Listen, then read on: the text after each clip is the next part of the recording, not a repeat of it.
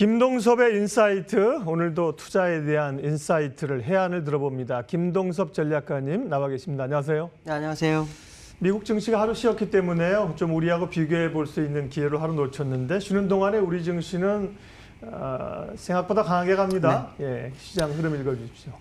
우리나라 시장은 지금 요 근래 지난주 금요일부터 오늘까지는 환율의 영향을 굉장히 많이 받고 있어요. 지난주 금요일 날 환율이 1240원대에 올라서면서 주가를 폭락으로 이끌었고요. 그 다음에 월요일 날도 더 올랐죠. 그런데도 불구하고 환율을 이겨내면서 시장이 상승을 했고요. 그 다음에 야간에서 여기 환율이 약간 내려오면서 또 시장에 반등을 주고 있습니다. 근데 지금은 시장의 모습이 굉장히 유동성에 의해서 움직이고 있다라고 해석도 좀 되고요.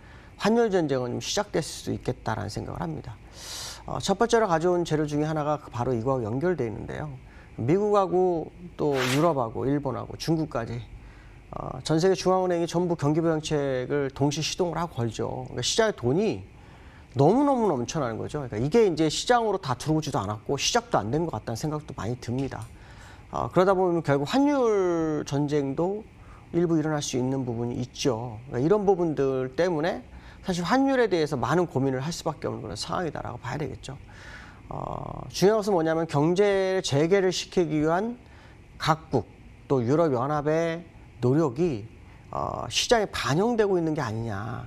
그렇다면 결국 시장이 우리가 경기가 살아나지 않고 코로나가 진행이 되고 있지만 추가적 상승을 내다볼 수 있는 기회를 주지 않느냐라는 생각을 해볼 수 있죠. 오늘도 우리나라 한 25포인트 오르죠.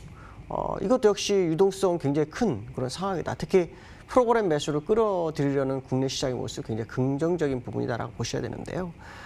일단 우리나라 시장은 좀 이따 보더라도 미국 시장 모습을 보시면 오늘 되게 중요한 날인 것 같습니다. 왜냐하면 하루를 메모리얼 데이로 휴장을 했잖아요. 그럼 오늘 밤에 미국 시장은 아시아 시장을 반영하느냐 안 반영하느냐 이런 부분까지도 볼 수 있는 구간이잖아요. 그렇기 때문에 오늘 미국 시장이 상승하느냐 안 하느냐가 또 시장이 굉장히 중요한 화두로 작용할 수 있는데요. 제가 볼 때는 현재 시점에서 5일선을 타고 있는 캔들의 모습이 상당히 긍정적이고요. 또 후행 스팬도 지금 요 캔들 위에서의 움직임입니다. 아마 요 내려오는 61선을 돌파하기 위한 모습이 오늘 내일 나오지 않겠느냐. 특히 새해 선물이 어저께 좀 올랐어요. 올랐는데도 불구하고 시장이 열리지 않았기 때문에 추가 상승을 못한 그런 모습이지만 현재 상태는 이제 200일선 정도나 120일선까지는 가고자 하는 노력을 보이시는 중요한 자리에 위치한 현재의 모습이다. 또 유동성을 계속 풀어주고 있는데 어저께 지나가면서 본 것은 연준이 8조 달러 정도의 발권력을 뭐 행사하겠다 뭐 이런 얘기도 나오고 있는 거 보면 시장을 살리고자 하는 의지가 굉장히 크다라고 판단해야 될 것 같고 그것은 결국 투심을 좀 자극할 수 있지 않느냐. 항상 보면 경기가 완전히 살았을 때는 주가가 꺾여요. 오히려 경기가 살아나고자 하거나 출발하고자 할 때 주가가 많이 올라오는 경향이 있는데 어쩌면 지금 그런 상황이 아닐까. 코로나가 악재가 됐었지만 그 악재가 시장의 유동성을 불러오는 상황이 됐고 악재가 시장을 끌어올리는 상황이 아닌가라는 생각도 일부러 해봐야 될 것 같다라고 말씀드릴 수 있고요. 두 번째는 시장에서 이제 금 수익률이 금이 굉장히 잘 가요. 제가 지난번에 한번 말씀드렸었고 금은 결국 지금 1788불까지 올랐었다가 지금 1735불, 그러니까 온스당이죠. 이거에 대해서 이제 시장에서 두 가지가 나옵니다. 지금도 살 때냐, 살 때다. 아니면 주식에서 우량주를 살 거냐. 이걸 잘 보면 안전자산이냐, 위험자산이냐 이런 생각도 할 수 있고요. 여러 가지로 해석을 할 수 있어요. 근데 저는 금이 오르는 이유는 투자처가 없어서 오르는 거다라고 해석하는 사람 중에 한 명입니다. 물론 해지 기준으로도 볼 수도 있죠. 그렇지만 금이 오르는 이유는 어쩌면 투자처가 너무 없기 때문에 유동성은 많아서 그러한 부분들에 다 관여됐기 때문에 금값도 오를 거라고 판단합니다. 그러니까 이건 비교 대상으로 보기에는 좀 지금은 그 상황이 아닌 것 같아요. 과거로 본다면 금값이 오르면 안전세 오르니까 당연히 위험자산에 대한 선호도가 떨어진다고 해석할 수 있지만 지금은 그런 상황이 아니라고 판단합니다. 그래서 금값도 오르고 우량주도 오르는 두 가지 상황이 연출되지 않겠냐라는 판단합니다. 왜냐하면 아까 말씀드린 것처럼 유동성이 시장에 밀고 들어오게 되면 살 게 없어진다는 거죠. 살 게 없으면 결국은 위험자산도 투자 수익이 되는 거죠. 또 우량주도 역시 투자 수익이 되고요. 물론 우량주들이 시장에서 다시 경기 회복되면서 살아나야 되는 모습이 나와야 되기 때문에 이런 부분 좀 감안해야 되겠지만 어쨌든 지금은 엄청난 유동성 속에서의 투자처로 두 개가 다 곽광을 받을 수 있는 자리라고 해석해야 될 것 같고, 저는 금값이 옛날에 뭐 골드만삭스에서 3,000불 얘기했는데 거기까지는 아니더라도 적어도 2,000불은 넘어갈 거다. 2,000불 넘게 갈 거다. 사실 주식으로 본다면 주식은 더 수익이 많이 나겠죠. 그렇지만 분명한 것은 투자처로서의 각광처라고 해석을 해야 되지, 이걸 위험자산과 안전자산으로 해석할 그런 상황은 전혀 아닐 거라고 말씀드리고요. 기술적으로 보시면 지금 현재 상태에서 윗꼬리 또 메워주죠. 고점 찍고 다시 내려왔는데 다시 윗꼬리를 메워주고 있어요. 근데 지금 계속 그 상황이잖아요. 그 얘기 무슨 말이냐면 고점을 계속 높여가고 저점도 높여가는 상황이 연출되고 있기 때문에 아마도 금도 가고 또 위험자산도 유동성에서 가고 하는 상황이 생길 수 있다. 그렇기 때문에 두 가지를 어느 한쪽으로 몰아붙여 생각하지 않았으면 좋겠다. 제가 앞에서 말씀드린 것처럼 환율이 오르는 것도 유동성에 의해서 오르는, 환율 전쟁이 오르는 거고 유동성에서 주식도 오르는 상황이라 이게 같이 갈 수도 있는 상황이 열릴까 봐 좀 두렵긴 한데, 어쨌든 왜냐하면 시장을 바라보시는 방향이 달라지니까요. 그런 부분들이 일단 이 뉴스에는 속해 있는 것이다라는 해석을 좀 해봐야 될 것 같고요. 세 번째로는 우리나라 지수가 2000에 올라섰어요. 이제 2020 정도 됐네요. 올해가 2020년인데 2020에 일단 왔습니다. 올해로서는 최고점이 돼가는 상황이죠. 어쨌든 시장이 올라가고 있는 그런 것은 굉장히 긍정적인 부분이라고 판단이 서고 있는데요.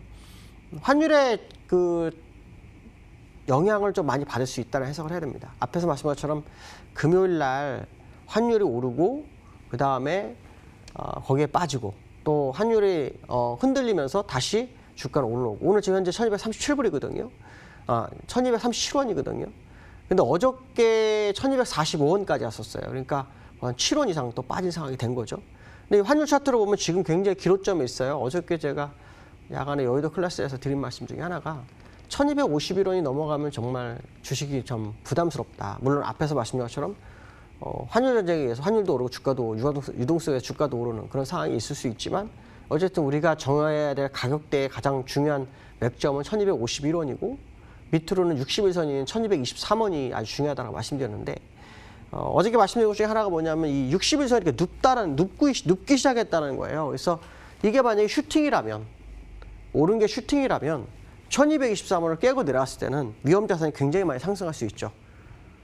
그렇기 때문에 지금 원달러가 굉장히 중요한 위치에 있는 그런 상황일 거다라는 판단이 쓰고 있어요. 그래서 국내장이 2000을 안착하기 위해서는 원달러가 한 번쯤 1200원대 초반으로까지 밀려주는 것이 굉장히 중요하다. 우리나라는 1210원에서 1230원 사이만 있으면 그나마 괜찮다고 판단합니다. 왜냐하면 경상수지 흑자를 어느 정도 유지할 수 있는 가격대라고 판단이 쓰기 때문에 지금 상황은 그렇다라고 판단하고 있어요. 그래서 우리나라 지수가 2000원을 회복하기 위해서는 결국 중국과 미국의 분쟁에서 벗어나야 되는데 벗어나지 못하더라도 환율이 좀 지켜주면 그들이 푸는 유동성이나 이런 거에서 약간 좀 자유로워지지 않겠냐. 특히 요즘 우리나라 시장 보시면 아시겠지만 세계에서 가장 강합니다. 강한 이유는 뭘까요?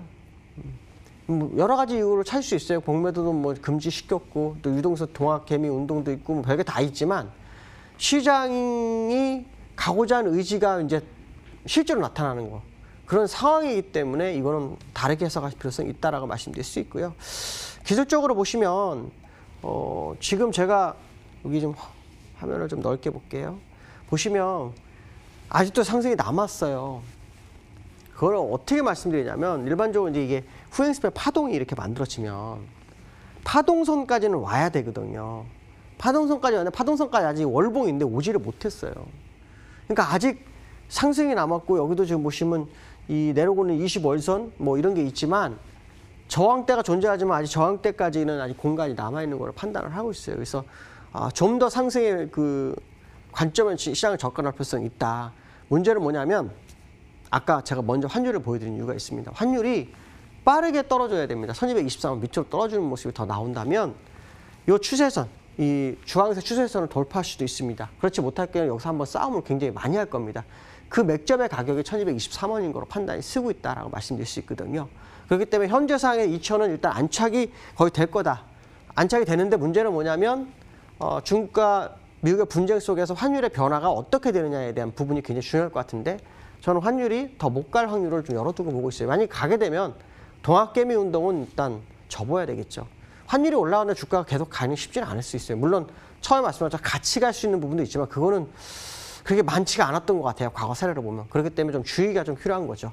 결국은 1251원이냐 1223원이냐 그걸 확인하면서 시장 보시면 되지 않을까 이렇게 말씀드릴 수 있을 것 같습니다. 오늘 여기까지 하겠습니다. 감사합니다. 예, 김동섭의 인사이트 함께했습니다. 오늘은 보면 코스피는 기관들이 주식을 사면서 올리고 있어요. 코스피가 1.2, 코스피가 오늘은 좀 더 강한 모양새이고요. 코스닥은 개인들이 여전히 코스닥 사랑으로 주가가 올라갑니다. 2020선까지 오늘 강한 흐름들 보이고 있네요. 시장 공감 10 오늘 순서는 여기까지 하겠습니다. 예, 종목 장세가 사실 개인들에게는 수익을 내기 굉장히 좋은 국면이죠. 다소 좀 오른 감들은 있는데 지혜롭게 투자해서 수익을 많이 올리셨으면 좋겠습니다. 고맙습니다.